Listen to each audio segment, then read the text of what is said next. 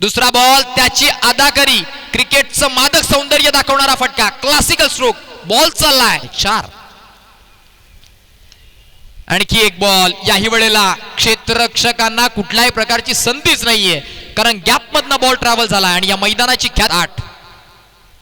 पुढचा ball बॅटच्या radar मध्ये आणि मग त्यानंतर शुभम पाटील त्याच्या बॅटमधनं मुख्य मंचाला सलामी देणारा हा फटका, बॉल सीमा पार, स्टँड अँड डिलिव्हर्ड. ऑन साइडला बॉलला हवा दिलीये आणि मग त्यानंतर बॉल चाललाय पुन्हा एकदा. 16 बॉल 8ची मॅच.